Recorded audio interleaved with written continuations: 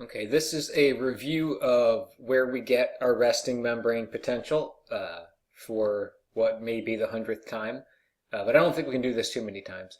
And then a little bit of added information that I meant to put into the neurons chapter, but just kind of got carried away following what was in the PowerPoints. So first up, just to review resting membrane potential. Let's see, oop, I should be drawing. There we go, right? So this sucker right here is our sodium potassium pump, which you will recall what's being pumped out is sodium, and what's being pumped in is potassium.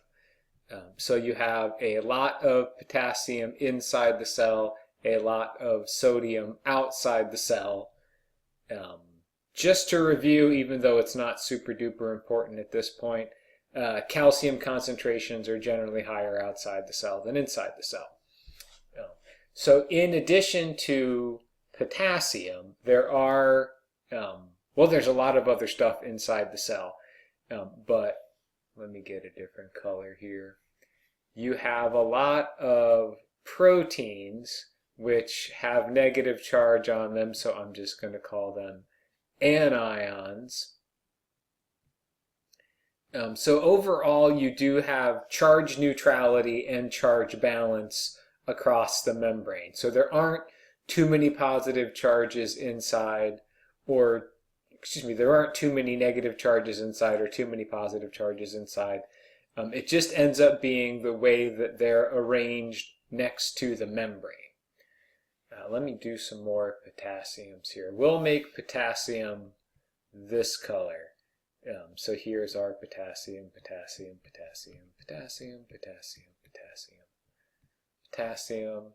And what color should we make our sodium? We'll make sodium this color, so there's lots of sodium outside the cell, which we're not caring about so much at this point. But there we go. I just like a wider. There we go. All right, so to regroup then, we have our sodium-potassium pump, which is pumping sodium outside the cell, potassium inside the cell. So you have an overabundance of potassium inside the cell. And then these suckers, which I put in ahead of time here, are our potassium leak channels, which means they're always open, but potassium doesn't fly through them very quickly. Just a little bit of potassium is going to go through them. So given that we have more potassium inside the cell than outside the cell, if you just have a channel that's always open that lets potassium go where it wants to go, potassium is going to go outside the cell. So you're going to get potassium building up here as it's exiting all of these channels. Now, opposite charges are attracted to each other, which means the anions are gonna come over here and try and follow potassium out because they want to be next to that potassium. If they're next to each other inside the cell, they're going to follow each other around. Only they get stuck right here because they can't pass through this channel. This channel is a tiny pore. It represents a hole in the membrane through which electrostatic charges can be felt. So this potassium can still feel some attraction to this anion here. So because of the movement of the potassium and the fact that the electrostatic attractions can still be felt through those channels, you end up with some potassium that instead of just diffusing away over here, oops, I'm green all of a sudden. Instead of this potassium just diffusing away over here, it stays next to the membrane, and the anions stay next to the membrane here. Now, like they could float away because there's other potassium coming in there, But they stay stuck there because they're still feeling the attraction to that potassium that had just left the cell. So what you end up with is an arrangement where there's some negative charge lined up on the inside of the cell and some positive charge lined up on the outside of the cell. That is a separation of charge, which we call a potential. It is measured in volts, so sometimes we say there is a voltage across the membrane. And so every cell in your body has the same basic setup where there's the same sodium-potassium pump and some number or some type of sodium leak channels, so that in every cell in your body, the resting membrane potential is somewhere between -70 and -200. Excuse me, -50 and -200. -70 is the one for neurons, so it's what sticks in my mind. So this is our baseline. Negative on the inside, positive on the outside. And then remembering that these two concentration gradients stay constant, right? You never run out of potassium inside the cell because it's always being pumped back in. But the pump, because it doesn't represent a hole in the membrane, does not create potential. Right? When the potassium gets pumped in here, any anion that it was next to on the outside forgets about the potassium because the electrostatic charges can't be felt through the pump, only through these channels. So the pump sets up the circumstances that make the resting membrane potential possible, but the pump doesn't directly cause the resting membrane potential. But you want to remember that it's always there, so later on when we start mucking around with our membrane permeability, the resting membrane potential is always going to reassert itself because the leak channels and the pumps are constants. So then what I wanted to talk about briefly is just to review a little bit of membrane potential. So remembering then that we're always a little bit negative on the inside of the cell. That is our resting membrane potential. And now we're not going to worry about the pumps and the leak channels. We are going to call this one right here a sodium channel. We're going to say it's gated.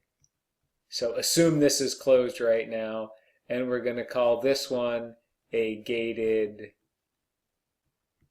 potassium channel. So these two are closed. You've still got all this other stuff from here, but we're not drawing it. So you've got your resting membrane potential. So this is just sort of a review based on what we already know from the neuromuscular junction, but it's also going to apply to our neuronal potentials in this chapter. So let's say you're cruising along at -70. Then some neurotransmitter comes along and sticks to a receptor. In this case, we are going to say that the neurotransmitter, let's see, it's red, so here's our little acetylcholine here. I'm just going to do red dots. Let's say acetylcholine then binds to and opens our ligand-gated sodium channel. Based on what we know from the previous screen, is sodium going to go into the cell or out of the cell if a channel becomes open to it that lets it go wherever it wants to go? And while you're thinking about that, I'll pick a color for sodium. Here's sodium. And I just kind of gave you a hint. It's going to go inside the cell, right? So the sodium-potassium pump is pumping the sodium out. When you open a channel that lets the sodium go wherever it wants to, sodium is going to go in. Now the membrane is becoming less negative because positive charge is running in. Then as soon as you close this channel, let me get my other pen, close it off, right? This sodium is just going to diffuse into the cytoplasm, and some of it will get pumped out, but mostly we're talking about it diffuses into the cytoplasm and gets lost in whatever you want to call it, the mix. So then the forces that we talked about here reassert themselves, and the resting membrane potential is restored. So that's what happens if you open a channel that lets positive ions flow into the cell. Let's take a different tack and say, pick a color. I love having all of these colors, but then I kind of drive myself crazy trying to figure out what color I should pick. Let's then talk about, we're going to say potassium is this purple color here. So now say a different neurotransmitter that's colored yellow. Maybe this is dopamine. Dopamine's going to come here and stick to this dopamine-gated potassium channel.